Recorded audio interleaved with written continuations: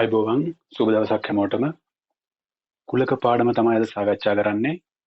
කුලක පාඩම ගත්තන් පස්සේ විශේෂම සංඛ්‍යානට සම්බන්ධයි. සංඛ්‍යානයේ විෂය ගත්තන් පස්සේ සංඛ්‍යානයේ සම්භාවිතාවට කුලක අත්‍යවශ්‍යයි. මේ සම්භාවිතා පාඩම සාකච්ඡා කරන්න බෑ කුලක පාඩම සාකච්ඡා කරන්න නැතුව. කුලක පාඩම ගත්තන් පස්සේ O level වලටත් තියෙනවා, A level වලටත් තියෙනවා. ඊට පස්සේ වෘත්ති අධ්‍යාපන මට්ටම් වලදීත් මුණ ගැහෙනවා. උපාධියක් කරනවා නම් ඒ අවස්ථාවලත් කුලක මුණ ගැහෙනවා. මොකද සංඛ්‍යානය සහ ගණිතය සාකච්ඡා කරනවා නම් උපාධි වලට පශ්චාත් උපාධි වල මුණ ගැහෙනවා, MBA වල මුණ ගැහෙනවා, අභ්‍යන්තර විභාග වලදී මුණ ගැහෙනවා, අභ්‍යන්තර යුනිවර්සිටි මට්ටමේ විභාග වලදී මුණ ගැහෙනවා, බාහිර උපාධි වල මුණ ගැහෙනවා, වෘත්ති අධ්‍යාපනයේ මට්ටමේ මුණ ගැහෙනවා, බැංකින් විභාග වලදී මුණ ගැහෙනවා. මේ හැම තැනකම සංඛ්‍යානය සහ ගණිතය සම්බන්ධ නැහැ. විශේෂයෙන්ම ව්‍යාපාරික ගණිතය හා ව්‍යාපාරික සංඛ්‍යානය සම්බන්ධයි නම් මේ අවස්ථාවේදී කුලක සාකච්ඡා කරනවා. මොකද සංඛ්‍යාන විෂය ප්‍රධාන උපක්‍රමයක් තමයි, ප්‍රධාන උපාංගයක් තමයි, ප්‍රධාන කම්පොනන්ට් එකක් තමයි සම්භාවිතාව කියන්නේ. සම්භාවිතාව සාකච්ඡා කරන්න බෑ අපිට කුලක දන්නේ නැතුව. ඒ නිසා කුලක කියලා කියන්නේ ප්‍රධානම උපක්‍රමයක්, නැත්නම් ප්‍රධානම පාඩමක් සම්භාවිතාව තේරුම් ගන්න පාවිච්චි කරන නිසා. එහෙම කිව්වන් පස්සෙත් කුලකවලත් අපිට ශුද්ධ ගණිතය සාකච්ඡා කරනවා, මම ඉතා ගැඹුරින් සාකච්ඡා කරන්නත් පුළුවන්. මම මේ මට්ටමට යන්නේ නැහැ. කුලක සම්බන්ධ මූලික අවබෝධය තමයි ලබා දෙන්නේ. නිසා අත්‍යවශ්‍යම මූලික අවබෝධය තමයි මුලින්ම ලබා දෙන්නේ. ඊට අමතරව මේ පාඩමේ ප්‍රධානම කොටස විදිහට මම සලකන්නේ කුලක කර්ම අපි සාකච්ඡා කරන්නේ. කුලක කර්ම ටික භාවිතා කිරීමේ හැකියාව තිබ්බොත් අපිට ඒ ඇති සම්භාවිතාව සාකච්ඡා කරන්න. ඒ නිසා අද පාඩම කුලක. රයිට්. මාතෘකාව කුලක. ඉංග්‍රීසියෙන් කියනවා සෙට්ස් කියලා. කුලකයක් කියන්නේ සෙට් එකක්. සෙට් එකක් කියන්නේ මොකක්ද? අපි කියනවා අපේ සෙට් එක. ඔයාලගේ සෙට් එකේ කවුද ඉන්නේ? ඔයාලගේ සෙට් එකේ ඉන්නේ ඔයාලා දන්නම ටික. දන්නම අයට කියන්න පුළුවන් සෙට් එකක් කියලා. මම හොත් ඔයාලගේ සෙට් එකේ කවුද ඉන්නේ කියලා ඔයා දන්නවා නිශ්චිතවම. රයිට්, මගේ සෙට් එකේ ඉන්නේ අන්නහවල් යාළුවෝ ටික තමයි කියලා. නොදන්න කෙනෙකුට කියන්නේ ඔයාගේ සෙට් එකේ කෙනෙක් කියලා නොදන්න කෙනෙකුට කියන්නේ නැහැ. ඔයාගේ සෙට් එකට දාගන්නෙම දන්නම ටික. එහෙනම් සෙට් එකක් කියන්නේම දන්නම ටිකක්. නිශ්චිතවම දන්න ටිකක්. හරියටම කියන්න පුළුවන් ටිකක්. අන්න ඒ කට්ටිය කියනවා සෙට් කියලා. ඒ නිසා කුලක සෙට් එකක් කියන්නේ කුලකයක්. ඒ නිසා කුලකයක් කියලා කියන්නේ දන්නම ටිකක් තමයි. ඔයා දන්නම ටිකක්, ඔයාට හොඳටම වෙන් කරලා ගන්න පුළුවන් ටිකක්, නිශ්චිතව මේ ටික තමයි මෙතන ඉන්නේ කියලා කියන්න පුළුවන් ටිකක්, අන්නේ නිසලෙස අර්ථ දක්වන්න පුළුවන් ටිකක්, අන්න එහෙම අවයවයන් සමූහයක්, එහෙම ඒකක සමූහයක්, එහෙම ටිකකට අපි කියනවා කුලක කියලා. එහෙනම් කුලක කියලා කියන්නේ මොකක්ද? නිශ්චිතවම වෙන් කරලා ගන්න පුළුවන් ටිකක්. නිශ්චිතව හඳුන්වා දෙන්න පුළුවන් ටිකක්. නැත්නම් නිසලෙස අර්ථ දක්වන්න පුළුවන් අවයව සමූහයක්. අපි එහෙම කියමුකෝ. නිසලෙස අර්ථ දක්වන්න පුළුවන් අවයව සමූහයක්. මොකද්ද? කුලකයක් කියලා කියනවා. එහෙනම් කුලකයක් කියන්නේ නිශ්චිත වෙන්න ඕනේ. හරියටම කියන්න හැකියාව තියෙන්න ඕනේ. ඔයා කිව්වන් පස්සේ රයිට් මේ ටික තමයි කුලකට ඔය කියන කුලකට අයිති වෙන්නේ. මේ ටික නම් ඒ ටිකට අයිති වෙන්නේ නැහැ කියලා නිශ්චිත වෙන්න ඕනේ. වෙල් ඩිෆයින් වෙන්න ඕනේ. හරියට කියන්න හැකියාව තියෙන්න ඕනේ. එහෙම ගත්තන් පස්සේ මොනවද කුලක? මං කිව්වත් 0ත් 10ත් අතර පූර්ණ සංඛ්‍යා නිශ්චිතයිනේ. හරියටම කියන්න පුළුවන්. මොනවද මේ සංඛ්‍යා ටික? මොනවද ඉලක්කම් ටික? 1යි 2යි 3යි 4යි 5යි 6යි 7යි 8යි 9යි 10යි. අතර කිව්වොත් නම් 10යි වෙන්නේ නැහැ. නැවත කිව්වොත් 1 2 3 4 5 6 7 8 9. ඔය ටික නිශ්චිතයි, නිශ්චිතව කියන්න පුළුවන්. ඒ නිසා එක කුලකයක් වෙනවා. එහෙනම් නිසි ලෙස අර්ථ දක්වන්න පුළුවන් අවයව ටිකක් අපි කියනවා කුලකයක් කියලා. මොනාරි නිශ්චිත පන්තියක් තිබ්බොත් ඒ පන්තින ළමයි ටික ABC කියන පන්තියක් තියෙන ඒ පන්තින ළමයි ටික X කියන පාසලේ 8 වසරේ නැත්නම් X කියන පාසලේ 13 වසරේ B පන්තියේ ළමයි ටික මේ අවුරුද්දේ ළමයි ටික කිව්වොත් නිශ්චිතයි. කවුද ඒ ටික කියලා වෙන් කරලා ගන්න පුළුවන්. ඒ සයකට අපි කියනවා කුලකයක් කියලා. එහෙනම් නිශ්චිතව වෙන් කරන්න පුළුවන් මොකක් හරි සෙට් එකක්, මොකක් හරි සමූහයක් නේ. මොකක් හරි ඒකක සමූහයක් අපි කියනවා කුලකයක් කියලා. ඒක ලංකාවේ තියෙන පළාත් නිශ්චිතයිනේ. හරියටම කියන්න පුළුවන් පළාත් කීයද සහ ඒ ටික අපිට ලියන්න පුළුවන්. නිශ්චිතව වෙන් කරන්න පුළුවන්. ලංකාවේ දිස්ත්‍රික්ක, ලංකාවේ රජයේ පාසල් නිශ්චිතව කියන්න පුළුවන්. ඒ සම්නිය වගේ නිශ්චිතව හඳුනා ගන්න පුළුවන් ටිකක් අපි කියනවා කුලකයක් කියලා. 0 100ත් අතර 5 ගුණාකාර නිශ්චිතයි. හරියටම කියන්න පුළුවන්. ඒකට අපි කියනවා කුලකයක් කියලා. මං කියන පන්තියක ලකුණු 50ට වඩා වැඩියෙන් ගත්තු ළමයි. කොහරි පන්තියක් තියෙනවා. ඒ පන්ති මම කියනවා ලකුණු 50ට වඩා වැඩියෙන් ගත්තු ළමයි. එක්සෑම් එකක් තිබ්බයින් පස්සේ ලකුණු 90 අපිට ෂෝට් කරලා බැලුවන් පස්සේ රයිට් 50ට වඩා වැඩි කට්ටිය කවුද? අඩු කට්ටිය කවුද කියලා වෙන් කරන්න පුළුවන්. ඊටාම නිශ්චිතයි. ඒ නිසා ඒක කුලකයක්. මං කිව්වොත් ওই පන්තියේ දක්ෂ ළමයි කියලා. මේ පන්තියේ දක්ෂ ළමයි. ඒ දක්ෂ ළමයි නැද්ද? ඉන්නවා. හැබැයි දක්ෂයි කියන එක ඩිෆයින් කරලා නැහැ. දක්ෂයි කියන්නේ කීයද? කාට වඩා වැඩි වුණොත්ද දක්ෂ වෙන්නේ? එහෙම කියලා නැහැ. අන්න නිශ්චිත වරක් දක්වලා නැහැ. දක්ෂයි කිව්වට අපිට සීමා කරගන්න බෑ. හරියට වෙන් කරගන්න බෑ. ඒ නිසා ඒක කුලකයක් වෙන්නේ නැහැ. පන්තියක උස ළමයි. මොනවාරි නිශ්චිත පන්තියක ළමයි කිව්වොත් ඒක කුලකයක්. ඒ ළමයි ටික වෙන් කළා නිශ්චිතව කියන්න පුළුවන්කම තියෙන හින්දා. හැබැයි ඔය පන්තියේම උස ළමයි කිව්වොත් උසයි කියන්නේ මොකක්ද කියලා හරියට කියලා නැහැ. ඒ නිසා අපිට කියන්න බෑ. ඒක නිශ්චිත වරක් දක්වපු සමූහයක් කියලා. නිශ්චිත වරක් දක්වලා නැහැ. ඒ නිසා ඒකට කියන්නේ නැහැ කුලකයක් කියලා. පැහැදිලිනේ? ඒක කුලකයක් ගත්තන් පස්සේ නිශ්චිතව අර්ථ දක්වපු අවයව සමූහයක්. කොහොමද කියන්නේ? නිශ්චිතව අර්ථ දක්වපු අවයව සමූහයක් කියන කුලකයක් කියලා. සරලයි කාරණේ. පොඩි පන්තිවල පාඩම්. ඉස්කෝලේ ගියා නම් දන්නවා. පොඩි පන්තිවලත් මේ පාඩම තිබුණා. ඒකට වැදගත් කාරණේ තමයි මේ කුලක කියන්නේ ඊටාම පරණ පාඩමක්. අසර ගණන ගත්තොත් ගණිතයේ ආරම්භයටම ඊටාම සමීප පාඩමක්. රතම් ගණිතයේ බේසිකලි මූලිකව වෙන් කරගත්තොත් ගණිතයේ පාඩමක් තමයි කුලක. හැබැයි සම්භාවිතාව කියන පාඩම සංඛ්‍යානේ පාඩමක්. ওই දෙකත් ඔහොම වෙන් වෙනවා. සම්භාවිතාව හැබැයි සාකච්ඡා කරන්න බෑ කුලක පාඩම නැතුව. මොකද කුලක පාඩමේ ගණිතමය සම්බන්ධතා සහ සංකල්ප තමයි සම්භාවිතා පාඩම දියුණු කරන්න පාවිච්චි කරලා තියෙන්නේ. ඒ සැතර මේ පාඩමේ අරමුණත් ওই සම්භාවිතාව සාකච්ඡා කරන ඊළඟ පාඩමට දායකත්වයක් ගන්න තමයි. එතකොට සාමාන්‍යයෙන් මේ කුලකයක් සාමාන්‍යයෙන් අපි නම් කරනවා. කුලක අපි අංකණය කරනවා නේ. කුලක වර්ග කරනවා. කුලවල සම්බන්ධතා හදා ගන්නවා. මේ ටික තමයි පාඩමේ අරමුණ ඇත්තට. ඒක කුලකයක් සාමාන්‍යයෙන් නම් කරන්න පාවිච්චි කරනවා ඉංග්‍රීසි භාෂාවේ කැපිටල් අකුරු. ඔයාලට කැමති අකුරක් පාවිච්චි කරන්න පුළුවන් ABC වගේ. මේ වගේ අකුරු පාවිච්චි කරනවා කුලක නම් කරන්න. නම් දෙන්නේ එහෙම. ඉංග්‍රීසි භාෂාවේ කැපිටල් අකුරු වලින්. හදිස්සියවත් කෙනෙක් වෙන භාෂාවක මොකක් හරි වෙන අකුරක් භාවිතා කරලා තහනමක් නැහැ. හැබැයි මේක තමයි සාමාන්‍ය සම්ප්‍රදාය. මේක තමයි සාමාන්‍ය ක්‍රමය. මොකද්ද? ඉංග්‍රීසි භාෂාවේ කැපිටල් අකුරු පාවිච්චි කරන එක. සාමාන්‍යයෙන් කුලකයක් නම් කරන්න ඉංග්‍රීසි භාෂාවේ කැපිටල් අකුරු පාවිච්චි කරනා වගේම කුලකයක් අංකණය කරන්න පුළුවන් ක්‍රම කීපයක් තියෙනවා. 4-5ක්ම තියෙනවා. ජනප්‍රියම නැත්නම් නිතර පාවිච්චි කරන 3ක් වගේ මම කියනවා. එකක් තමයි මම උදාහරණයක් කිව්වොත් මම කුලකයක් කියලා සලකනවා. නමකුත් දෙනවා යාට ඒ කියලා. ඒ කුලකය යනු මම ගන්නේ 0.10ත් අතර 0.10ත් අතර පූර්ණ සංඛ්‍යා. එතකොට මගේ ඒ කුලකය මොකක්ද? ඒ කුලකය යනු 0.10ත් අතර පූර්ණ සංඛ්‍යා. ඒක තමයි කුලකය. නමකුත් දුන්නා ඒ කියලා.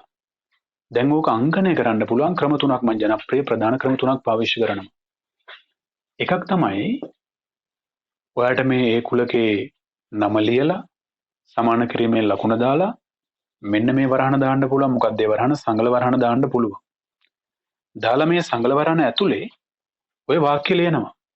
well defined නිශ්චිත වර්ධක් වල ලියනවා. කොහොමද ලියන්නේ? ඒ දැම්ම සමාන කිරීමේ දැම්ම සංගල වරහන දාපු ගමන් අපි දන්නවා කුලකයක් කියලා. ඒ නිසා දැන් ඇතුලේ කතාව ලියමු. කොහොමද ලියන්නේ? 0.10ත් අතර පූර්ණ සංඛ්‍යා. කුලකය කියලා ලියන්න ඕනේ අය. මොකද සංගල වරහන් දැම්මයින් පස්සෙම දන්නවා රයිට් මේ කුලකයක් තමයි කියලා. අය 아무තෙන් කුලක කියලා ලියන්න ඕනේ නැහැ. එහෙනම් ඒ කුලකේ එක අංකණයක් මොකද්ද? ඒ යාගේ නම ලිව්වා, කුලකේ නම ලිව්වා, සමාන කිරීම දැම්මා, සංගල වරන් ඇතුලේ ඒ කුලකේ විස්තර කරලා දෙන කැමති භාෂාවකින් ඉංග්‍රීසියෙන් නම් ඉංග්‍රීසියෙන්, සිංහලෙන් නම් සිංහලෙන්, හින්දියෙන් නම් හින්දියෙන්, මොකෙන් හරි කමන්නේ. එහෙම ලියනවා. තව ක්‍රමයක් තමයි කුලකේ නම ලිව්වා, ඒ සමානයි කියලා දැන් අපෝ සංගල වරහන් දැම්මා. දැන් මෙන්න මේ කුලකේ විසින් මතුවෙන ඉල්ලා සිටින අවයව ටික ඒකක ටික මේක නම් මේ සංඛ්‍යා ටික ඉලක්කම් ටික ලියනවා. මෙන්න මෙහෙම 0.14 අතර ගියොත් ඒ සංඛ්‍යා දෙකයිට වෙන්නේ නැහනේ. අතර ටික ලියනවා. 1 2 3 4 5 6 7 8 9 මෙන්න මේ ටික ලිව්වා. කොහොමත් ලියන්න පුළුවන්ක තමයි දෙවෙනි ක්‍රමය. නැත්නම් තව එක ක්‍රමයක්. එතකොට අපි සාමාන්‍යයෙන් මෙන්න මේ 0 සහ 10 අතර සංඛ්‍යා ඉලක්කම් ටික ලියද්දී මේ ඉලක්කමකින් පස්සේ අගයකින් පස්සේ අවයවකින් පස්සේ ඒකකකින් පස්සේ කමා දාලා තමයි ලියන්නේ. සරල වරන් ඇතුලේ. ඊටම නිශ්චිතයිනේ. නිශ්චිතව අවයව ටික තියෙනවා. එතකොට මෙහෙම ලියද්දී වග බලා ගන්න එක දෙයක් තමයි මේ කිසිම ඉලක්කමක් දෙපාර ලියන්න බෑ. මෙතන දෙක තිබ්බොත් අය වෙන තැනක දෙක තියෙන්න බෑ. මෙතන එක තිබ්බොත් වෙන තැනක තව එක තියෙන්න බෑ. මෙතන පහ තිබ්බොත් වෙන තැනක තව පහ තියෙන්න බෑ. ඒතර එකම කුලකයක් ඇතුලේ එකම අවයවයක්, එකම ඉලක්කමක්, එකම සංඛ්‍යාවක්, එකම යුනිට් එකක්, ඒකකයක් දෙවතාව තුන් වතාව ලියන්න බෑ. එක මෙතන තිබ්බොත් වෙන තැනක මේක එක තියෙන්න බෑ. වෙන කුලයක එක තියෙන්න පුළුවන්. මේ කුලකේ තියෙන්න බෑ. හරිලයි කාරණේ. එහෙනම් අර එකම එක අවයවයක් එක වතාව ගානේ සඳහන් කරමින් සංගල වරහන් ඇතුලේ අංකණය කරන ක්‍රමය තමයි දෙවෙනි ක්‍රමය. සරලයි. 6 වසර 7 වසර පොඩි පාඩම්. අනික් ක්‍රමය තමයි මේක නම් හැබැයි හඳුන්වා දුන්නේ මැතමැටිසියන් කෙනෙක්, ගණිතඥයෙක්, ඉංග්‍රීසි ජාතිකයෙක්, ජෝන් වෙන්. එයා කිව්වා මේ වගේ කුලකයක් ගත්තන් පස්සේ මේ කුලකයේ අවයව ටික මේ වගේ ඕනම සංවෘත ජ්‍යාමිතික හැඩයක් ඇතුලේ. ඕනම සංවෘත ජ්‍යාමිතික හැඩයක්.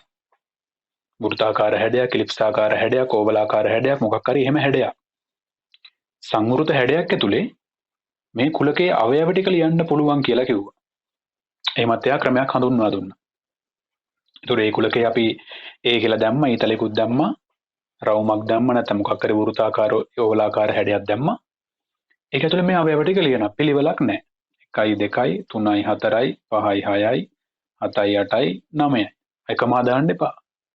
පිළිවෙලක් නැහැ. ඔය ලියනවා. සරලයි. මෙන්න අංකණය කරන ක්‍රම තුනක්. තව ටිකක් ශුද්ධ ගණිතය භාවිතා කරන ක්‍රම තියෙනවා. මම ඒවට යන්නේ නැහැ. මේක වෘත්ති අධ්‍යාපනය අරමුණු කරගෙන උගන්වන්න හින්දා. ඒ නිසා මෙහෙම ලියන්න පුළුවන්. ඒක වඩා විද්‍යාත්මක අංකණය කරන ක්‍රම තියෙනවා. ඒවට අපි යන්නේ නැහැ. අපි සාකච්ඡා කරන්නේ කුලක භාවිතය සම්බන්ධව නිසා. ඒක මේක තමයි ක්‍රම තුන. ඔයාලට නෝට් එකක් අවශ්‍ය නම් නෝට් එක දාගන්න. අපෝ බලන්න නෝට් එක දාගන්න පුළුවන්. මෙන්න ක්‍රම තුන. මෙන්න ඒතර කුලක නම් කරනවා ඉංග්‍රීසි භාෂාවේ කැපිටල් අකුරු වලින්. කුලක අංකණය කරනවා මේ වගේ සංගල වරහන් සහ නැත්නම් වෙන් රූප වලින්. ඒතර වෙන් රූපයක් කියන්නේ මොකක්ද? ජ්‍යාමිතික හැඩයක්, සංවෘත ජ්‍යාමිතික හැඩයක් කියලා තමයි පොදුවේ කිව්වේ. හැබැයි අපි පාවිච්චි කරන්නේ බොහෝ විට මේ වෘත්තාකාර රවුමක් වගේ පාවිච්චි කරනවා.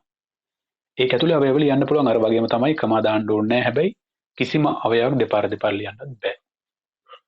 නම් කුලක නම් කිරීම හරි අංකණය කිරීම හරි. දැන් බලමු කුලක වර්ග මොනවද කියලා. කුලක වර්ග ගත්තම පස්සේ ගොඩ තියෙනවා.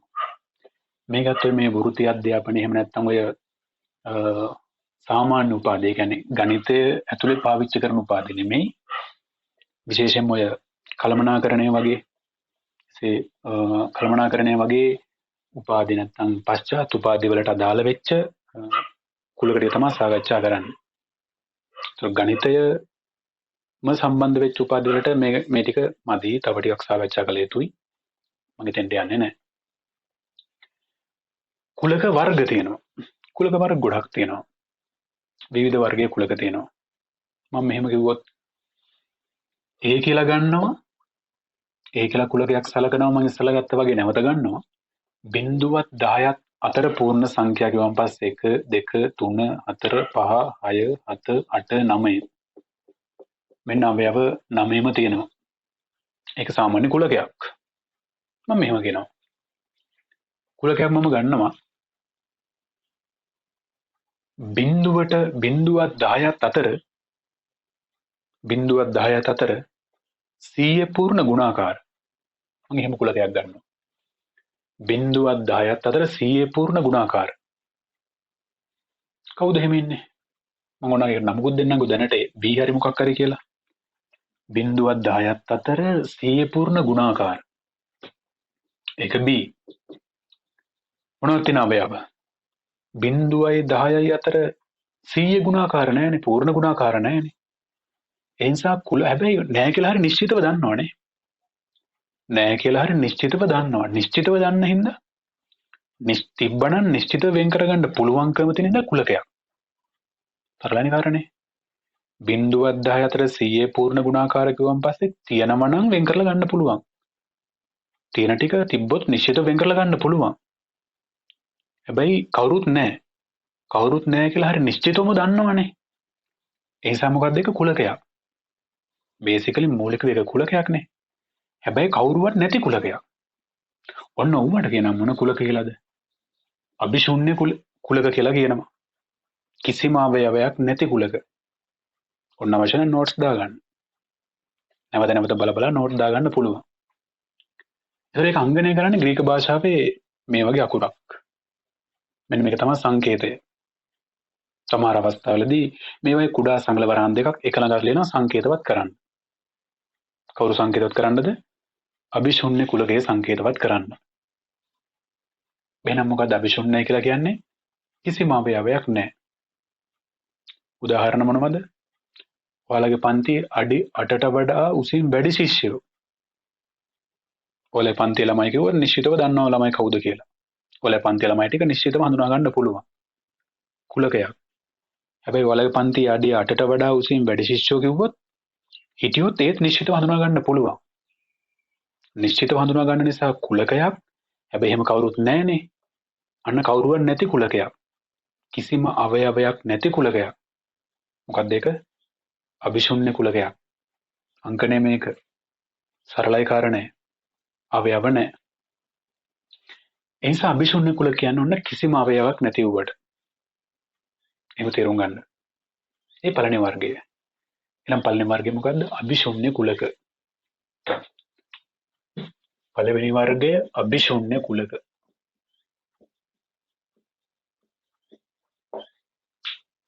මෙන්න දෙවෙනි වර්ගය. දෙවෙනි වර්ගය උපකුලක. දෙකමන් සලකනවා උපකුලක. උපකුලක. මෙන්න මගේ මම උදාහරණ ගන්න මෙහෙම. ඒ කුලකය. මේ අවයව 9 ඒට අයිති. B කියන කුලකය මම ළමයි ගන්නවා. 1 2 3 4 5යි 5 කියන අවයව 5 අයිති කුලකය මම දාගෙනවා B කියලා. ඒට අර 9 අයිති B ට මෙන්න මේ 5 අයිති. මම C කියලා තව කුලකයක් ගන්නවා 6යි 7යි 8යි 9යි 10යි කියන අවයව 5 මෙන්න මේ C ට අයිති. අන කුලක තුනක් හඳුන්වා දුන්නා. ඒට අර 9 අයිති B ට මේ අවයව 5 අයිති C ට මේ 5 අයිති. දැන් බලන්න මේ B ට අයිති අවයව ටික බලන්න. B ට අයිති අවයව ගත්තන් පස්සේ 1 2 3 4 5 B ට අයිති. ඒ B ට අයිති සියල්ලම කාටත් අයිතිද? ඒටත් අයිති. ඒකේ තව කට්ටිය ඉන්න බව ඇත්ත. හැබැයි B ට අයිති සියල්ලම ඒකේ ඉන්නවා. ඒ නිසා හරියට B ඉන්නේ තනිකරම කාගේ ඇතුලේ වගේද? ඒකේ ඇතුලේ වගේ. ඒ නිසා මම කියනවා B කියන්නේ මොන කුලකයක්ද? උපකුලකයක්. අන්න අංකනේ 100 අකුරු පොඩ්ඩක් ඇදලා වගේ. ග්‍රීක හෝඩි අකුරු. කාගේද? B අයිති කාටද? ඒට. ඒතර මේ තුඩ වගේ තියෙන්නේ B ගේ පැත්තට, උපකුලකයේ පැත්තට, විවරයේ තියෙන්නේ මහා කෙනාගේ පැත්තට. ලොකු කෙනා තමයි එයාගේ ඇතුළේ තමයි B ඉන්නේ. සම එක තමයි අංකණය. දැන් උපකුලකයක් කියන්නේ කවුද? මේ සලකන කුලකයේ සියලුම අවයව තවත් කුලකයක ඉන්නවා නම් මේ සලකපු මුල් කුලකය තමයි කියන්නේ අර දෙවෙනි කුලකයේ උපකුලකයක් කියලා. එහෙම කියනවා. B ඒගේ උප වෙන්නේ කොහොමද? B ගේ සියලුම අවයව ඒගේ ඉන්නවා නම් B කියන්නේ උපකුලකයක් ඒගේ. එහෙනම් පොදුවේ කොහොමද කියන්නේ උපකුලකවලට? සලකන කුලකයක සියලුම අවයව මෙන්න මෙයා සලකන කුලකයක සියලුම අවයව තවත් කුලකයක ඉන්නවනම් අන්න මේ සලකපු මුල් කුලකය කියන අර දෙවෙනි කුලකයේ උපකුලකයක් කියලා. සරලයිනේ කාරණේ. එතකොට මේ සියලුම අවයවයක් කියන එක කාරණේ පැහැදිලි. අර අවයවයක් කියන්නේ කුලකයක් ගත්තන් පස්සේ මෙහෙම බෙදලා වෙන් කරන්න පුළුවන් කුඩාම කෙනා. ඔල පවුලේ සමාජෝ කියන අවයවවල එක පුද්ගලෙක් තමයි අවයවයක් වෙන්නේ. මේ ඉලක්කම් ටිකේ අවයවයක් කියලා කියන්නේ එක ඉලක්කම කියන්නේ කුලකයේ බෙදලා වෙන් කරන්න පුළුවන් කුඩාම අවස්ථාවට අපි කියන අවයවයක්. සරලයිනේ. ඒකත් ඔය බෙදලා වෙන් කරපු කුඩාම ඒවට අපි අවයව කියලා කියන්නේ. අත දෙකට කපන්න පුළුවන්. හැබැයි අත දෙකට කපුවලා කියන්නේ කැලි දෙකක් මිසක් ඒ වෙන අවයවයක් නෙමෙයිනේ. කකුල ඒ වගේ ගුණයක් හිතා ගන්න. රයිට්. හැබැයි මේ C කියන කුලකේ ගන්න. C ගත්තන් පස්සේ 6 7 8 9 10. මේ C කුලකේ 6යි 7යි 8යි 9යි කියන අවයව ටික නම් ඒකේ ඉන්නවා. හැබැයි 10 කියන කෙනා ඒකේ නැහැ. ඒ නිසා මට සලකන්න බෑ C ගේ සියල්ල මේකේ ඉන්නවා කියලා. C ගේ සියල්ල මේකේ නැහැ. ඒ නිසා මට කියන්න බෑ C කුලකය ඒගේ උපකුලකයක් කියලා. C ඒගේ උපකුලකයක් නම් මෙහෙම ලියන්න තිබුණා. එහෙම නෙමෙයිනේ. උපකුලකයක් නෙමෙයිනේ. එහෙමනම් ඒක මෙහෙම අංකණය කරනවා. ඔන්න අංකණයත් වැදගත්. B කියන්නේ උපකුලකයක් ආගේ දෙයගේ ඒක මෙහෙම අංකණය කරා. C කියන්නේ ඒගේ උපකුලකයක් නෙමෙයි. ඒ නිසා ඒක මෙහෙම අංකණය කරා. අර අංකණයම දාලා ඇලෙරකින් කපලා දානවා. එකෙන් කියවෙන්නේ උපකුලකයක් නෙමෙයි කියන කාරණය. දැන් කුලක වර්ග දෙකයි. තවත් කුලක වර්ග ගොඩ තියෙනවා. මේ අවශ්‍යම ටික තමයි සාකච්ඡා කරන්නේ. ඔන්න කුලක වර්ග දෙකයි. මොකද අභිශූන්‍ය කුලකයයි උපකුලකයයි. අවශ්‍යයි නෝට් එක දාගන්න. රයිට්. ඊළඟ ඔන්න වැදගත්ම කුලකය මම තමයි සාකච්ඡා කරන්න යන්නේ. මේක තමයි වැදගත්ම කෙනා. මෙන්න මේකෙන් තමයි අංකණය කරන්නේ වැදගත්ම කෙනා. මොකක්ද යාගේ නම? සර්වත්‍ර කුලකය. Universal set.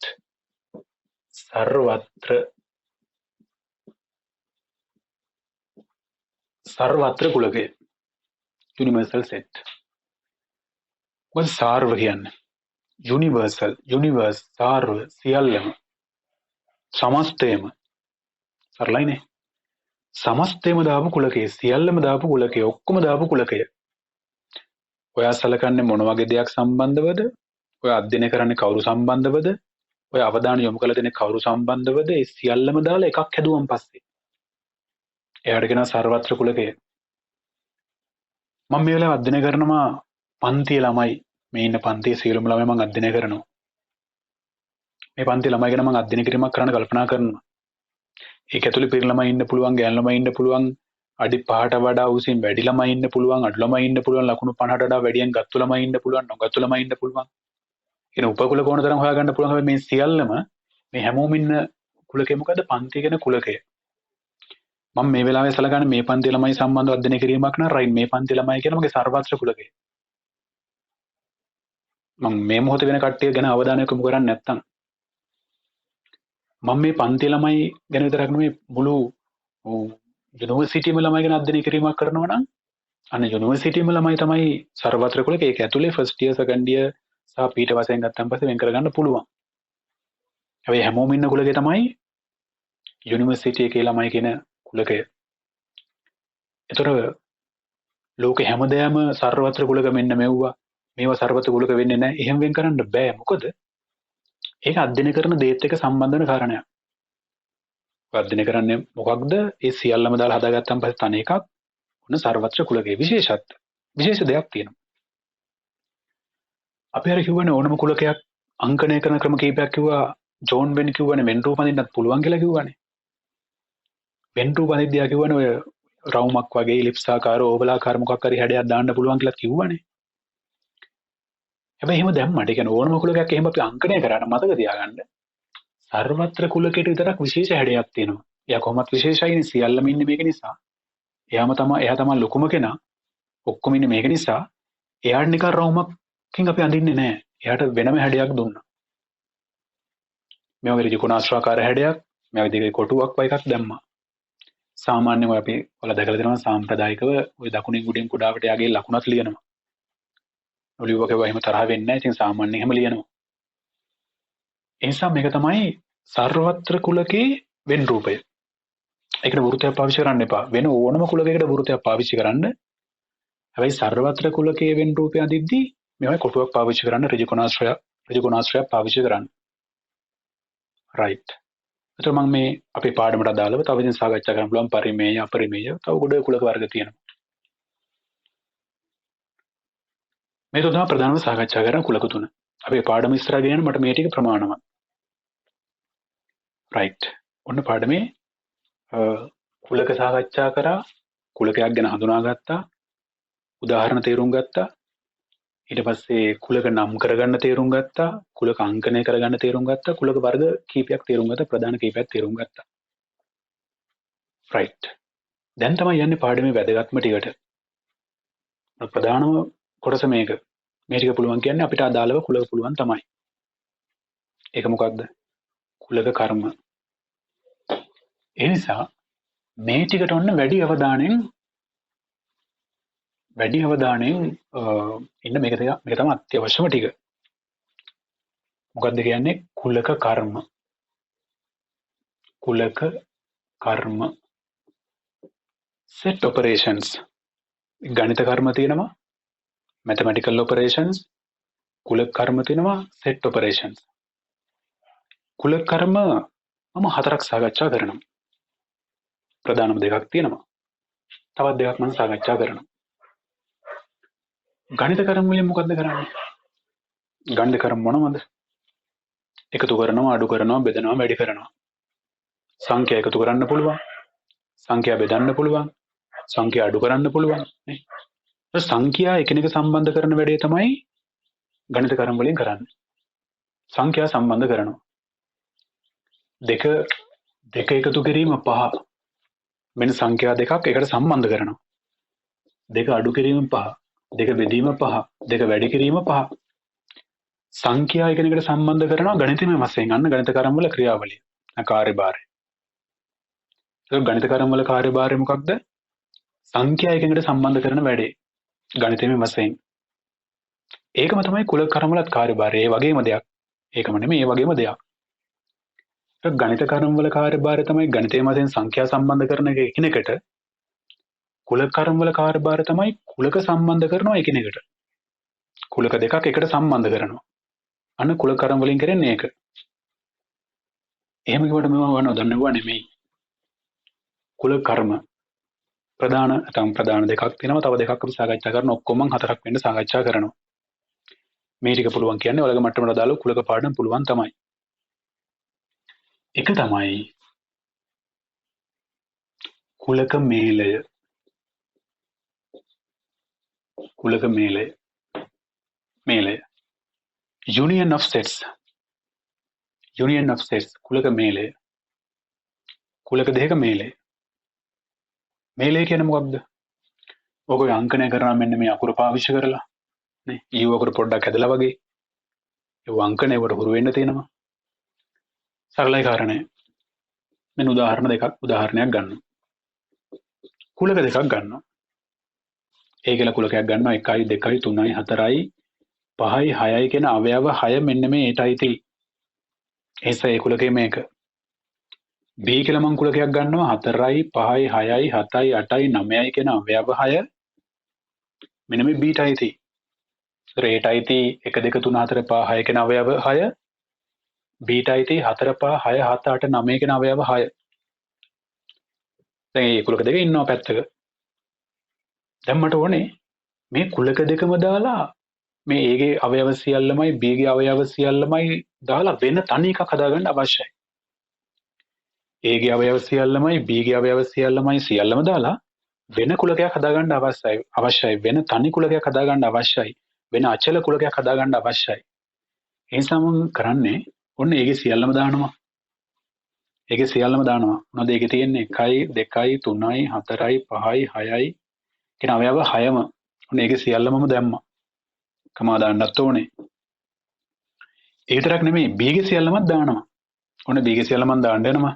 4 දාන්න ඕනේ. බයි 4 දාලා තිනවනේ. මම කිව්වනේ මුලින් පටන් ගද්දිම එක කුලකයක් තුල අවයව එකම කෙනා දෙපාර තුන්පාර ලියන්න බෑ කියලා.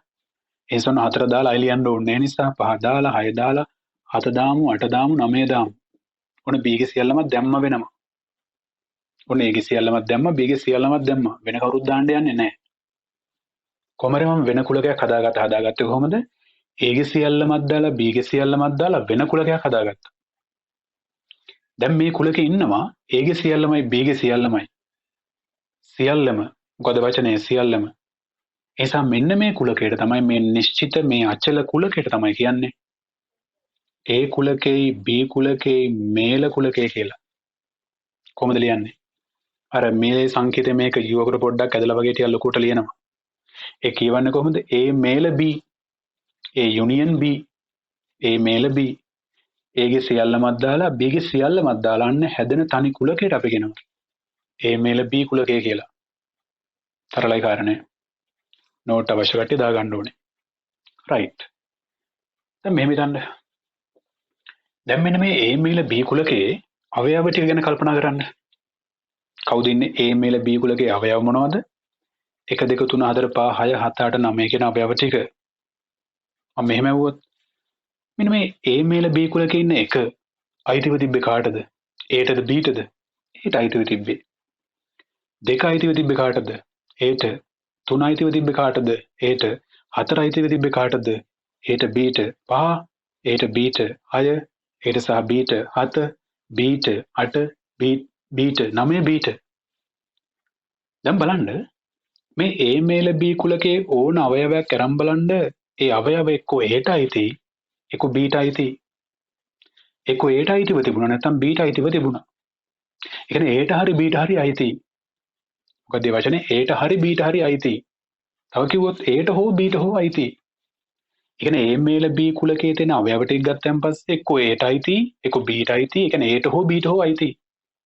එක්කෙනෙක්ට හරි අයිති. Aට හෝ Bට හෝ අයිති. මොකද මේ වචනේ මොකද නිපාතේ හෝ. ඒසම් මතක තියාගන්න A මේල B කිව්වොත් ඊට පස්සේ මේ මේලය කිව්වොත් ඒක සමානයි කොහොම කියන එකද? A හෝ B මේලය කිව්වත් එකයි සිංහලෙන් හෝ කිව්වත් එකයි ඉංග්‍රීසියෙන් ඕ කිව්වත් එකයි. A මේල B.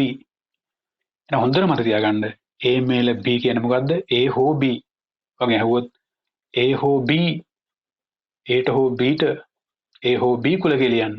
කියන්නේ මොකද්ද? A මේල B තමයි සියල්ලම අයිති කුලකය. ඒක පැහැදිලි. ඊටම නිශ්චිතයි. රයිට් ඒ නිසා ඔන්න මම කිව්වා පළවෙනි කුල කර්මය මොකක්ද? කුලක මේලය. මේලය අංකණය මොකද්ද? මෙන්න සංකේතය. කුලක මේලය. ඒකේ වචනය මොකක්ද? හෝ. මොන සාරාංශය? මේලය කියන්නේ සියල්ලමනේ. මේ මේල ලකුණෙන් දෙපැත්තේ ඉන්න දෙන්නගේ සියල්ලම දාන්න. සියල්ලම දාලා හදාගන්න තනි කුලකය. මේලය හරි. ඔන්න දෙවෙනි. ඊට කලින්. දැන් අපි ළමයි යන්නේ අර වෙන් රූපයක් ගොඩ දාගන්න යන්නේ. මොකද්ද කිව්වේ? දැන් ඔන්න A මේල B මෙන්න සර්වත්‍ර කුලකය. හිතන්නකෝ. ඔන්න සර්වත්‍ර කුලකයේ ඇතුලේ උපකුලකයක්ව A ඉන්නවා. මෙන්න B කුලකේ ඉන්නවා. මෙන්න A කුලකය මෙන්න B කුලකය. මෙන්න A කුලකය මෙන්න B කුලකය. ඒට මේ රවුම ඇතුලේ සියල්ලම කාටද අයිති? Aට අයිති. මේ B ගේ රවුම ඇතුලේ කාටද අයිති? ඒක Bට අයිති. මෙන්න මේ ටික දෙන්නගෙම රවුම් වෙනවානේ. ඒක පොඩ්ඩක් ලියගෙන ඉමුකෝ. ඒ කියන්නේ මේ ටික Aටත් අයිති එක වෙලාවක අනික Bටත් අයිති එක හරියට මෙන්න මේ කුලක දෙකේ අර 4 5 6 වගේ එහෙම වෙන්න පුළුවන් නේ. සමාන අයව දෙන්නෙක් ඉන්න පුළුවන්. සමහර ඒවා වගේ නෑ සමහර ඒවා ඉන්නවා. මේක එහෙම අවස්ථාවක්. දැන් ඔන්න මම කියන වෙන් රූපේ මේක. මේකේ පාට කරන්න මේකේ අඳුරු කරන්න මේක ඉරි ගහලා පෙන්වන්න ඕනේ මොන ටිකද? A මේල B ටික. Aට හෝ Bට අයිති ටික. මේලේ ටික. එතකොට A මේල B කියන්නේ ඒකේ සියල්ලමත් ඉන්න ඕනේ මේ මේල ලකුණෙන් දෙපැත්තේ මේල ලකුණේ දෙපැත්තේ දෙන්නගේ සියල්ලම ඉන්න ඕනේ. එහෙනම් මම ලෝභ නැතුව ඒකේ සියල්ලම දානවා. ඔන්න ඒකේ සියල්ලම පාට කරා. ඔය ටිකම ඉන්න ඕනේ කාටද? A මේල Bට. ඔන්න ඒකේ සියල්ලම දැම්ම විතරක් නෙමෙයි B ගේ සියල්ලමත් ඉන්න ඕනේ. ඔන්න මම B ගේ සියල්ලම දානවා. නේ B ගේ සියල්ලම දැම්මා. ඒතර මේ පාට වෙච්ච ඔක්කොම ටික තමයි මොනවා කියන්නේද? A මේල B කියන්නේ. ඒතර වෙන් රූපේ පාට වෙන්නේ කොහොමද? A ගේ සියල්ලමත් පාට වෙලා B ගේ සියල්ලමත් පාට වෙලා. මේකත් අවශ්‍ය නම් නෝට් එකේ දාගන්න. රයිට්. දැන් මම සාකච්ඡා කරනවා මොකද්ද? කුලක පළවෙනි කර්මය කුලක මේලය. තාම නිශ්චිතයි මේ ටික පුළුවන් නම් වැඩේ ඇති. වෙනව ඕනෙත් නෑ මීට කලින් මොකද දැනන් හිටියා හෝ නොදැන හිටියා හෝ අදාළ නැහැ ඔක්කොම අමතක කරලා මේක උඩට දාගන්න වැඩේ හරි. රයිට්. දෙවෙනි කුලක කර්මය. ඒක මොකද්ද? මේලේ කිව්ව ගමන් ඒක මතක් වෙනවා නික. පොඩි කාලේ හුරු එකක්. මොකක්ද දෙවෙනි එක? දෙක තමයි කුලක ඡේදනය. intersection of sets. කුලක ඡේදන intersection. මොකද ඡේදනය කියලා කියන්නේ? කුලක දෙක මේලේ කියන්නේ මොකද්ද? සලකන කුලක දෙකේ සියලුම අවයව දාලා හදාගන්න තනි කුලකයට. හරිලායිනේ. එහෙනම් කුලක දෙක ඡේදනය කියන්නේ මොකද්ද? මම උදාහරණ මේකම ගන්නවා. A ගේ අවයව ටික මේ 6, B ගේ අවයව ටික මේ 6. දැන් මට අවශ්‍යයි A ඡේදන B නැත්නම් දෙන්නගේ ඡේදනය සලකන්න අවශ්‍යයි. මම මෙහෙම කියන්නම්. Aට 1 2 3 4 5 6 අයිති, Bට 4 5 6 7 8 9 අයිති. එහෙම කියද්දි අපිට පේනවා මේ 4 5 6 මෙතනත් කියවෙනවා මෙතනත් කියවෙනවා. ඒ කියන්නේ 4 5 6 දෙන්නටමයි තියෙන්නේ. ඒ නිසා මට අවශ්‍යයි මේ දෙන්නටම අයිති අවයව වෙන් කරලා වෙන කුලකයක් හදාගන්න අවශ්‍යයි.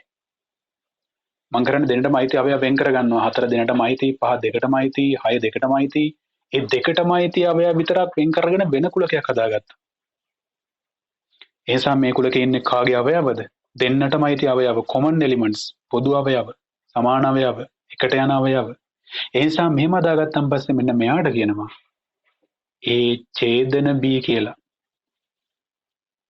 ඊට සහ Bට දෙකටම අයිති පොදු අවයව වෙන් කරගෙන හදාගත්තු කුලකේ තමයි මොකක් වෙන්නේද? ඡේදන කුලකේ වෙන්නේ. අංකනේ අර මේලේ ලකුණේ අනිත් පැත්ත නැත්නම් U අකුර අනිත් පැත්ත හැරුවා වගේ. හැරලා පොඩ්ඩක් අදින්නත් උනනේ. U අකුර අනිත් පැත්ත හරවල ඇද්දා වගේ නැත්නම් ඇදලා අනිත් පැත්ත හැරෙව්වා වගේ දෙකම එකයිනේ. ඒක තමයි සංකේතය. ඡේදනය.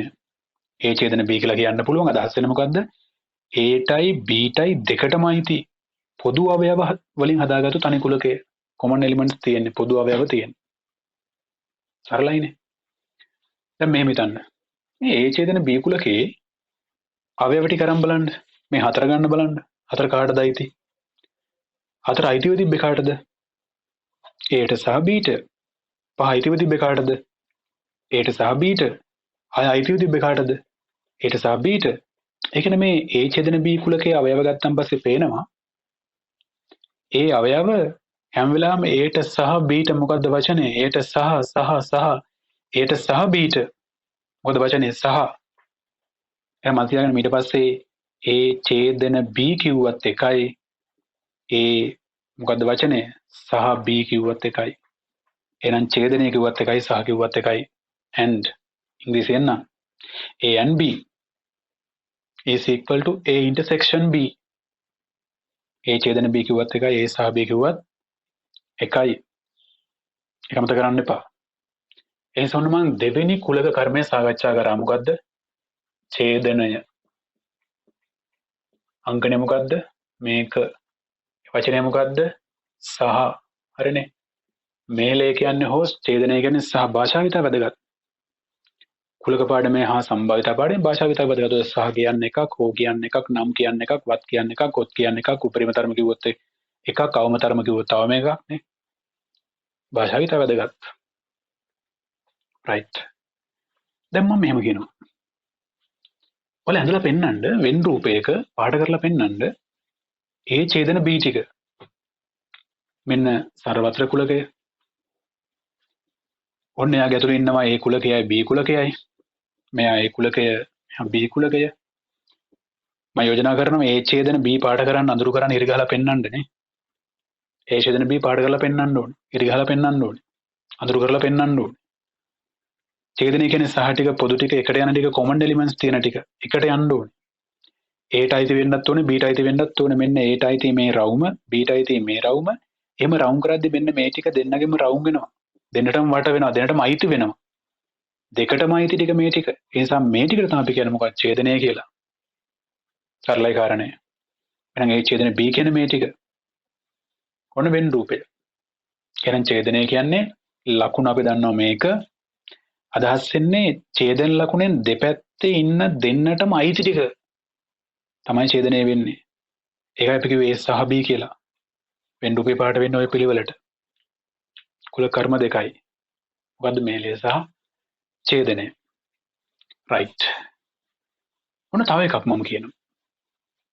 ඒකට අපි කියනවා මේ ඕලෙල් මට්ටමේ නම් මේක මම හිතන්නේ නැහැ මුණ ගැහලා තිනවා කියලා. මේකට අපි කියනවා අන්තරය, කුලක අන්තරය.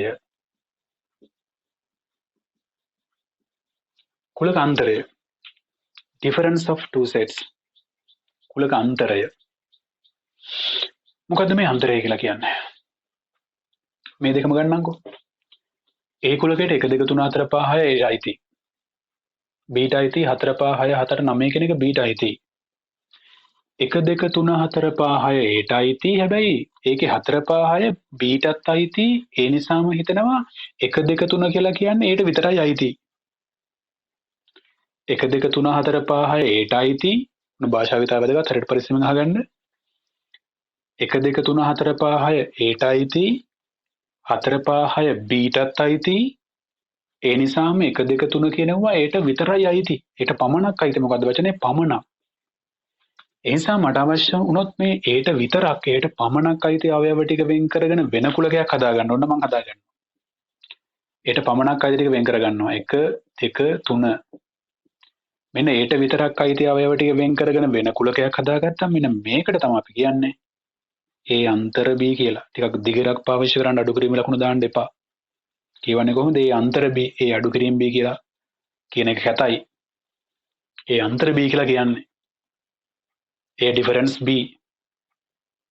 මොනවද අයිති වෙන අවයව? මෙන්න මේ 1 2 3. ඉතින් ඒට පමණක්. දැන් වචනේ එතනම අල්ලගත්තා. මොකද්ද වචනේ? පමණක්. පමණක්. මේලය කියන්නේ හෝ ඡේදනය කියන්නේ සහ අන්තරය කියන්නේ පමණක්. භාෂාව වැදගත්. එයාට විතරක් අයිති. ඒට පමණක් අයිති.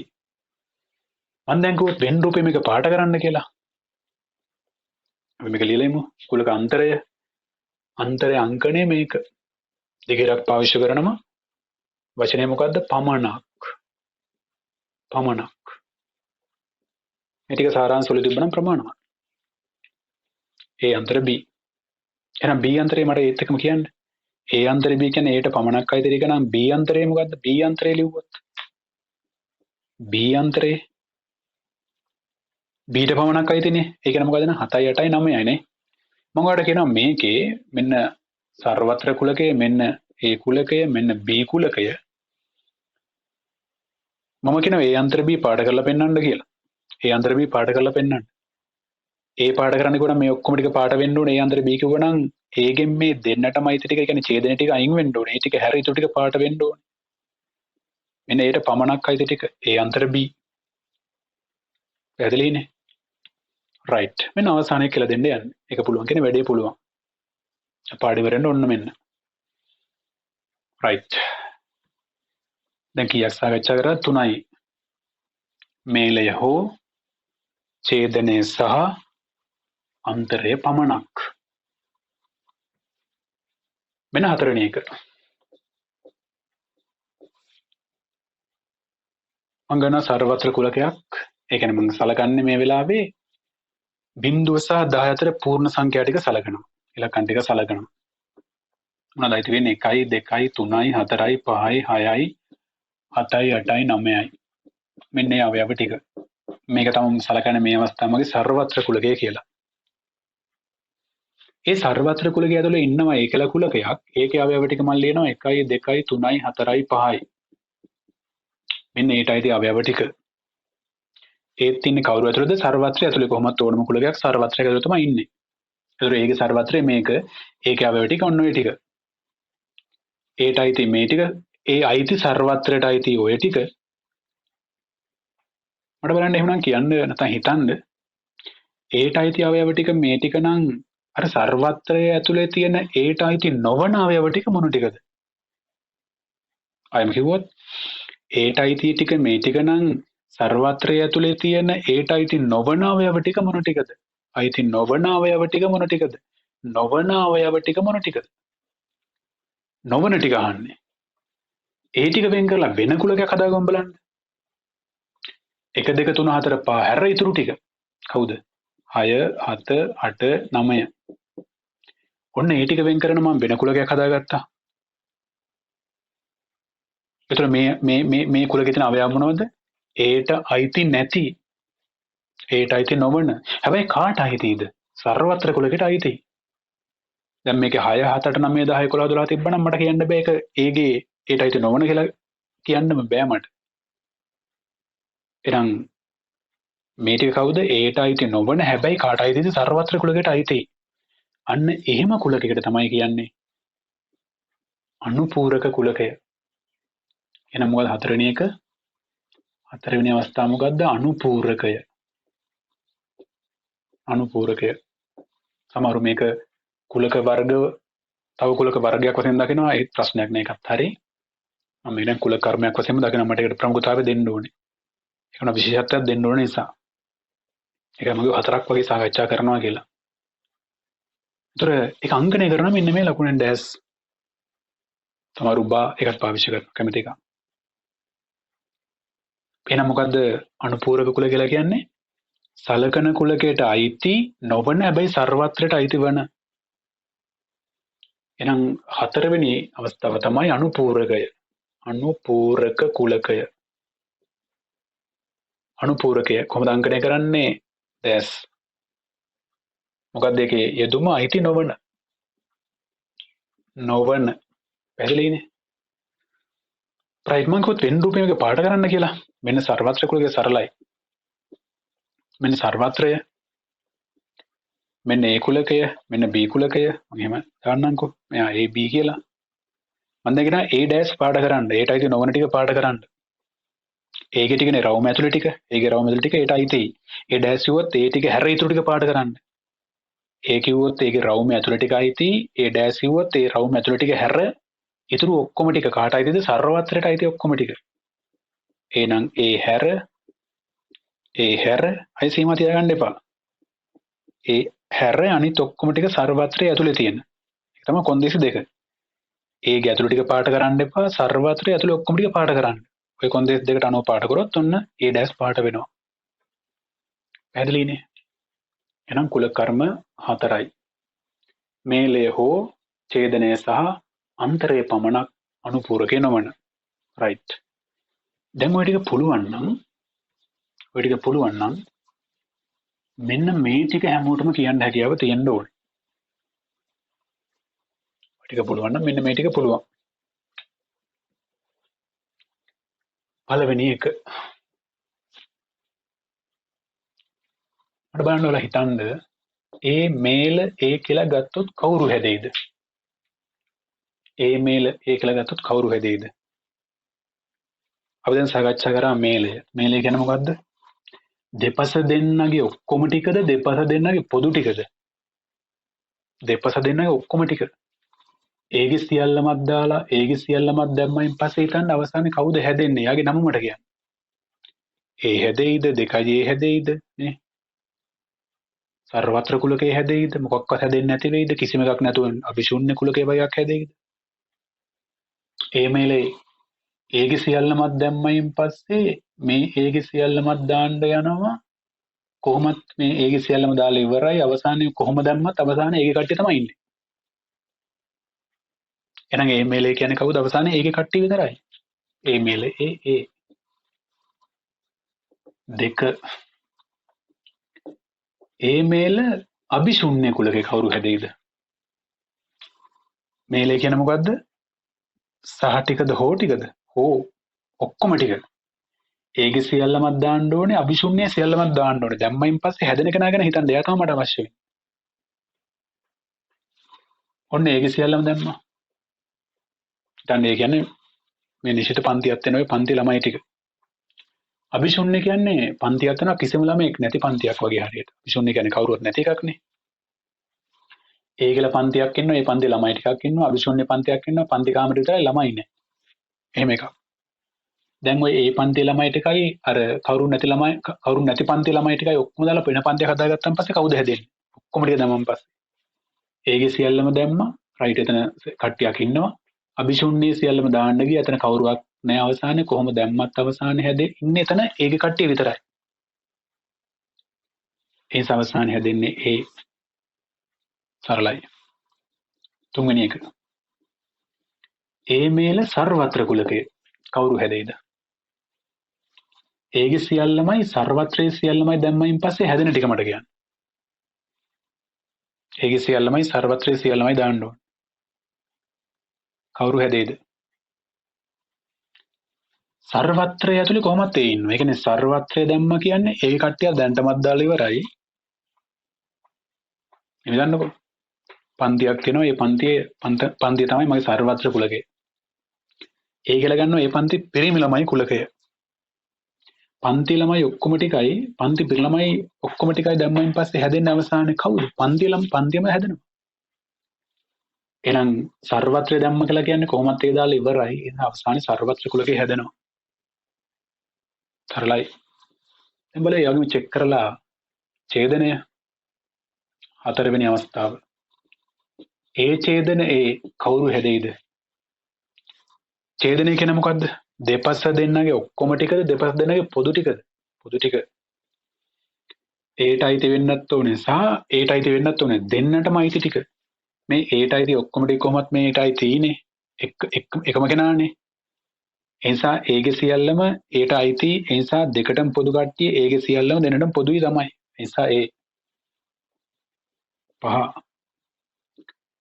ඒ ඡේදන අභිශුන්‍ය කුලකේ කවුද? ඒට සහ අභිශුන්ට දෙකටම අයිති කට්ටිය. දෙන්නටම පොදු කට්ටිය. ඒ කියන්නේ කවුරුේ අවයව ප්‍රමාණයක් ඉන්න කුලකයක්. අභිශුන්‍ය කියන්නේ කවුරුවත් නැහැ. මේකේ කවුරුවත් නැත්තම් දෙන්නටම පොදු කට්ටිය කවුරුත් ඉන්න විදිහක් නැහැනේ. මෙයාගේ කිසිම අවයවයක් නැත්තම් මෙයාත් එක්ක පොදු වෙන්න කවුරුත් ඉන්න විදිහක් නැහැනේ. ඒ නිසා කවුරුවත් නැති එකක් හැදෙන්නේ අභිශුන්‍ය කුලකය. කවුරුවත් පොදු නැහැ. මෙතන එක්කෙනෙක්වත් ඉන්න එපයි පොදු එක්කෙනෙක් කර ඉන්න. මෙතන එක්කෙනෙක්වත් නැත්තම් පොදු ඉන්න විදිහක් නැහැනේ. ඒකයි අභිශුන්‍ය. 6. ඒ ඡේදන සර්වත්‍රය. ඒගේ සියල්ලම කොහොමද සර්වත්‍රය ඉන්න කියලා අපි දන්නවා. එහෙනම් ඒගේ සියල්ලම ඒටත් අයිති සර්වත්‍රයටත් අයිති. ඒ නිසා මේ දෙකටම අයිති කට්ටිය කවුද? ඒ වැඩි ඉවරෙන්න යන්නේ. 7 මට බලන්න කියන්නේ ඒගේ අනුපූරකය කිව්වොත් ඒට අයිති නොවන ටික. එයාගේත් අනුපූරකය කිව්වොත් කවුරු හැදෙයිද? ඒ ඩෑස්ගේ ඩෑස්. ඒගේ අනුපූරකයේ අනුපූරකය. නේ මොකක් හැදෙයිද? මෙයා සර්වත්‍රය මෙයා ඒ නම් ඒගේ අනුපූරකයේ මේ ටික ඒ ටිකේ අනුපූරක කියන්නේ ආපහු මේ ටික. ඉස්සරහට ගියා ආපස්සට වගේ. ඒ ඩෑස් කියන්නේ නෑ නම් ඒ ඩෑස්ගේ ඩෑස් කියන්නේ නැත්තේ නෑ වගේ. නැත්තේ නෑ කියන්නේ මොකද්ද? නැත්තේ නෑ කියන්නේ තියනවා කියන එක අවසාන වශයෙන් නෑ කියන එකද? තියනවා කියන එක. නැත්තේ නෑ. තියනවා කියන එකනේ. හරියයිනේ. ඒ නිසා ඒ ඩෑස් කියන්නේ ඒමයි. ඒ ඩෑස් කිව්වොත් මේ ටික එයාගේ ඩෑස් කිව්වොත් අහු මේ ටික ඒ තමයි. 8 ඒ ඩෑස් කිව්වොත් මොකද දෙන්නේ? ඒ ඩෑස් කිව්වොත් නෑ වගේ ඩෑස්ගේ ඩෑස් කිව්වොත් නැත්තේ නෑ වගේ ඩෑස්ගේ ඩෑස් කිව්වොත් නැත්තේ නෑ නෙමෙයි වගේ. නැත්තේ නෑ නෙමෙයි අපි පාවිච්චි කරනවනේ එහෙමනේ. නැත්තේ නෑ නෙමෙයි කියන්නේ නෑ කියන එකද තියනවා කියන එකද අවසාන වශයෙන්. සිංහල. ඒ ඩෑස් කිව්වොත් මේ ටික එයාගේ ඩෑස් කිව්වොත් මේ ටික එයාගේ ඩෑස් කිව්වොත් මේ ටික කියන්නේ ඒ අනුපූරකය. නැත්තේ නෑ නෙමෙයි වගේ. ඒ කියන්නේ නෑ කියන එක තමයි. මම ඒ ඩෑස් ඒවා 100ක් දැම්මොත් කවුරු හැදෙයිද? රටාවක් දෙනවනේ. 100ක් දෙකක් දැම්මොත් ඒ 100ක් දැම්මත් එහෙනම් ඒම තමයි. ඉරට්ට ගණන් තිබ්බොත් ඒ ඔත්ත ගණන් තිබ්බොත් 101ක් දානවා. ඒ ඩෑස් නේ තුනක් දැම්මොත් ඒ ඩෑස් නේ. අන්න පිළිවෙලට. ඔන්න කුලක කර්ම ටික. රයිට්. ඔය ටික පුළුවන් කියලා කියන්නේ ඔය මට්ටමට අදාළව කුලක ටික පුළුවන් තමයි.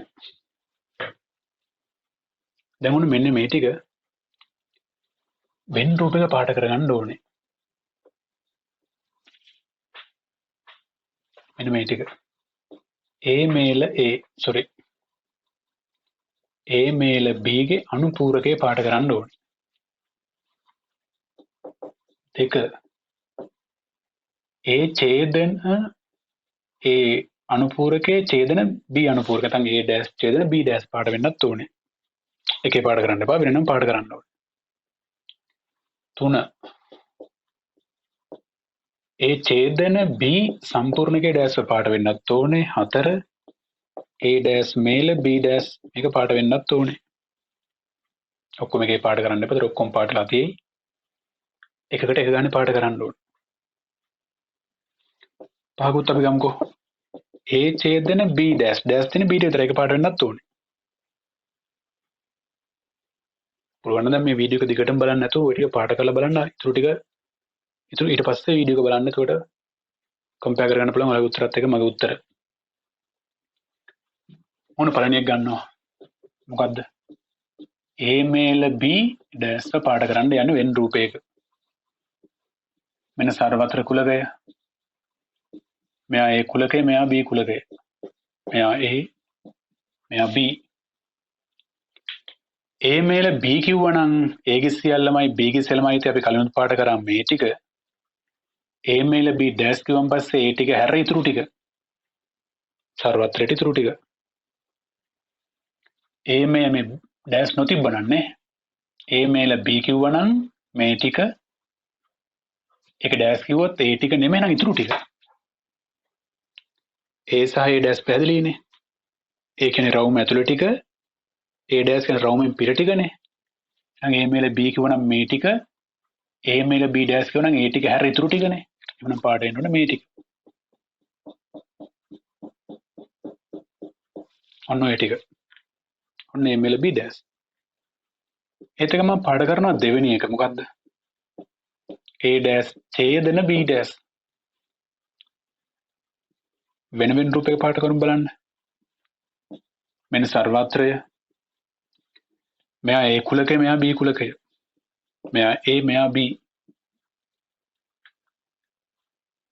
දැන් පාට කරන්නේ මොන කල්පනාවෙන් පාට කරන්න? A dash ඡේදන B dash. මුලින්ම චෙක් කරන්න මැද ලකුණ මොකද්ද කියලා. ඡේදනයේ කියන්නේ මොකද්ද? සහ පොදු ටික. දෙපස දෙන්නටම අයිති ටික පාට වෙන්න ඕනේ. දැන් චෙක් කරන්න දෙපස දෙන්න කවුද කියලා.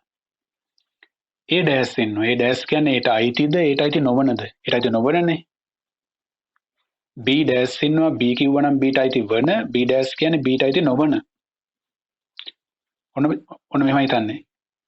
ඡේදනය කියන්නේ දෙකටම අයිති වෙන්න ඕනේ. දැන් දෙපැත්තෙන් තමයි A ට අයිති නොවෙන්නත් ඕනේ සහ B ට අයිති නොවෙන්නත් ඕනේ. ඒ ගුණාංග දෙකම තිබ්බ විතරක් පාඩ කරමු.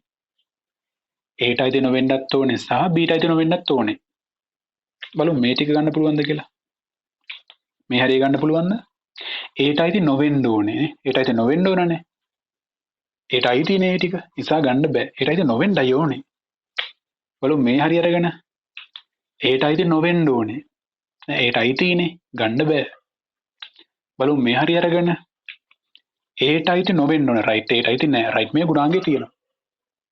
හැබැයි මේ ගුණාංගේ තිබ්බ පමණින් අපිට මෙයා සලකන්න බෑ. මොකද ඡේදනය කිව්වොත් අනිත් ගුණාංගයක් තියෙන්න ඕන. ගුණාංග දෙකම තිබ්බොත් තමයි කොමන් වුණොත් තමයි පොදු ටික තිබ්බොත් තමයි පාට වෙන්න තියෙන්නේ. එනිසා A ට අයිති නොවෙන්නත් ඕනේ. B ට අයිති නොවෙන්නත් ඕනේ. මේ හරිය A ට අයිති නොවන ගුණාංගය තියෙනවා. රයිට් A ට අයිති නොවන ගුණාංගය තියෙනවා. සහ B ට අයිති නොවෙන්නත් ඕනේ. B ට අයිති නොවන මේ හරිය B ට අයිතිනේ. මේ හරිය B ට අයිති. B ට අයිති නොවෙනව නෙමෙයි. B ට අයිති නොවෙන්නයි ඕනේ. B ට අයිති හින්දා මේ ගුණාංගය තිබ්බට මේ ගුණාංගේ නැහැ. සහනේ ඡේදනයේ නිසා ගුණාංග දෙකම තිබ්බොත් තමයි පාට වෙන්නේ. සරලයි. බලමු නම් මේ හරිය අරගෙන A ට අයිති නොවෙන්න ඕනේ. රයිට් A ට අයිති නැහැ. මේ ගුණාංගේ තියෙනවා. B ට අයිති නොවෙන්න ඕනේ. B ට අයිති නැහැ මේ හරිය. මේ ගුණාංගයක් තියෙනවා. අන්න දෙපැත්තේ තියෙන ගුණාංග දෙකම තියෙනවා ඡේදනයනේ. ඡේදන තිබ්බොත් මොකද වෙන්න ඕනේ? ගුණාංග දෙකම තියෙන්න ඕනේ. නිසා ගුණාංග දෙකම තියෙන්නේ පිට ටික. රවුම ඇතුළ ටික නෙමෙයි, රවුම වල ඇතුළ ටික නෙමෙයි, පිට ටික. දැන් බලන්න අවසානයේ 1යි 2යි. 1 A මේල B dash, 2 A dash ඡේදන B dash, මේ රූප දෙක ගත්තන් පස්සේ පාට වෙලා තියෙන මොන ටිකද? එකම ටිකක් පාටලා තියෙන්නේ. මෙයාගෙන් පාට වෙච්ච ටිකමයි මේකෙත් පාටලා තියෙන්නේ. ඒ කියන්නේ ඒක තීරණය තමයි. A මේල B dash සහ A dash වෙන B dash කියන දෙන්නම එකක් සමානයි. ඒක මම මෙහෙම ලිව්වොත් A මේල B dash සමානයි A dash ඡේදන B dash. මොන දෙනක සම්බන්ධතාවය? මම මේත් එක්ක මිකුණින් පාඩ කරනවා 3 සහ 4. වල මේ දෙකේ සම්බන්ධතාවයක් තියෙනවා. 3 සහ 4 සම්බන්ධතාවය ගත්තන් පස්සේ මේ 1 සහ 2 සම්බන්ධතාවයත් පාවිච්චි කරලා වෙන සම්බන්ධතාවයක් හදාගන්න පුළුවන්. තුන්වෙනි එක මේක A ඡේදන B dash පාඩ කරමු ඉක්මනින්. මෙන්න සර්වත්‍ර කුලකය, මෙයා A කුලකය, මෙයා B කුලකය, මෙයා A, මෙයා B. A ඡේදන B කිව්වනම් මේ ඇතුලේ ටික මේ දෙකටම අයිති ටික A ඡේදන B dash කිව්වනම් A ටික හැර ඉතුරු ටික. ඒ සමේ dash තේරුම් ගන්න කලින් මෙයා තේරුම් ගන්න. A ඡේදන B කියන්නේ අපි පාඩ කරා කලින් මේ ටිකනේ. ඒතර A ටික හැර ඉතුරු ටිකනේ. ඒතර A ටික පාඩ නොකර අනිත් ඉතුරු ඔක්කොම ටික. සර්වත්‍රයට අයිති ඔක්කොම ටික. ඡේදනේ හැර ඉතුරු ටික. සරලයි. A ඡේදන B කිව්වනම් මේ ටික ඒක dash කිව්වොත් A ටික හැර සර්වත්‍ර ඉතුරු ඔක්කොම ටික. අය සීමා නැහැ. තුන්වෙනි එක. හතරවෙනි එක. A dash මේල B dash. මෙන්න සර්වත්‍රය. මෙන්න සර්වත්‍ර කුලකය. මෙයා A කුලකය, මෙයා B කුලකය. A B.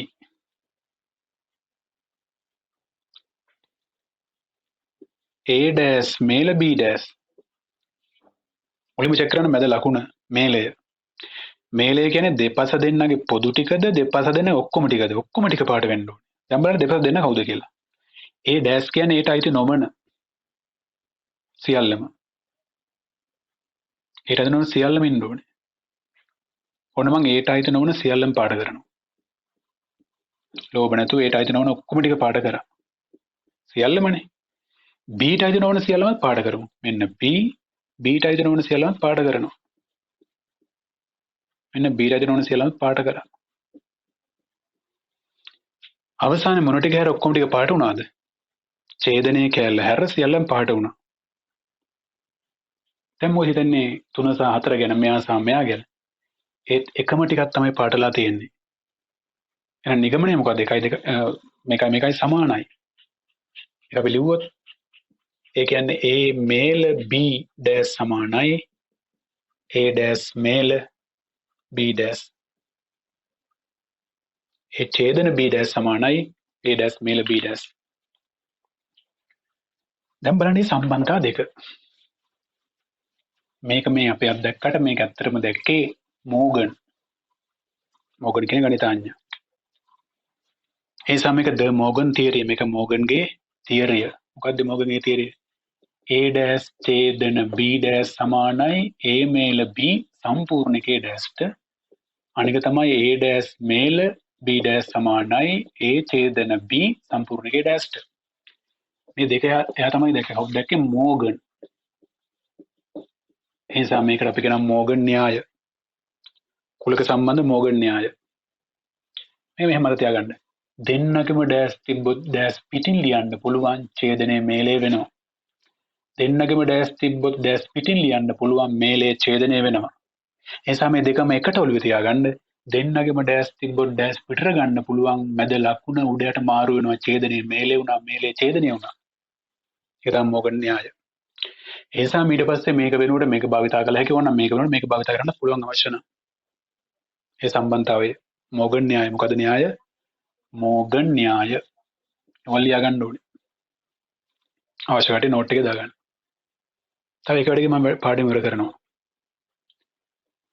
මෙන්න මේ පස්වෙනි එක. A ඡේදන B dash බලමු පාඩ කරලා. මෙයා A මෙයා B මෙන්න A මෙයා B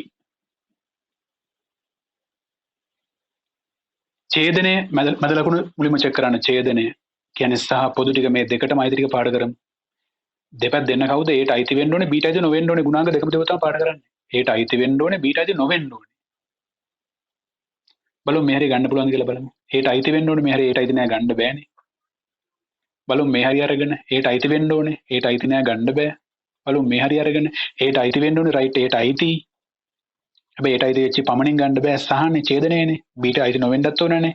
මේ හරිය බීට අයිති නොවෙන්න ඕනේ නෑ. බීට අයිතිනේ. ඒට අයිති වෙන්න ඕනේ, බීට අයිති නොවෙන්න ඕනේ. ඒට අයිති වෙන්න ඕනේ, බීට අයිති නොවෙන්න ඕනේ. බීට අයිති, බීට අයිති නොවෙනව නෙමෙයි, නිසා හරිය ගන්නත් බෑ. බලමු මේ හරිය අරගෙන ඒට අයිති වෙන්න ඕනේ, රයිට් ඒට අයිති. බීට අයිති නොවෙන්න ඕනේ. ඔව් බීට අයිති නෑ. ගුණාංග දෙකම තියෙනවා. පාඩ කරමු. ඒ සයිෂයෙන් B ඩෑෂ් කියනක හැබැයි අපි කලින් කිව්වා අන්තරේ සාකච්ඡා කරන වෙලාවේ මේක මොකද අපි කිව්වේ ඒට පමණක් අයිති ටික. එහෙනම් ඒ අන්තර B කිව්වත් එකයි. ඒ ඡේදන B ඩෑෂ් කිව්වත් එකයි. ඒ අන්තර B කිව්වත් එකයි. ඒකත් ඔළුවේ තියාගන්න. හරි. දැන් වෘත්ති අධ්‍යාපන මට්ටම වලට අදාළව ඔය කුලක ටික ප්‍රමාණවත්. සම්භාවිතව සාකච්ඡා කරන ප්‍රවේශයක් වශයෙන් ගන්න මේ සාකච්ඡා කරපු ටික ප්‍රමාණවත්. විශේෂයෙන් කුලක මේලය, ඡේදනය, අනුපූරකය සහ අන්තරය මේ ටික සම්බන්ධව මෙහෙම අවබෝධයක් තිබ්බොත් අපිට සම්භාවිත පාඩමට ලේසියෙන් මාරු වෙන්න පුළුවන්. ඒ නිසා අපිට තව මේකේ වැඩ කරන්න පුළුවන්, තව මේකේ හෝම්වර්ක්ස් කරන්න පුළුවන්, තව එක්සර්සයිස් කරන්න පුළුවන්. දැන් අපිට කුලක වලින් ගණන් හදන්න පුළුවන්. ඒක අපිට කරන්න පුළුවන්. ඒක අපි කරමු. මුලින්ම මේ ටික මේ වීඩියෝ එක නැවත කීපතාවක් බලන්න.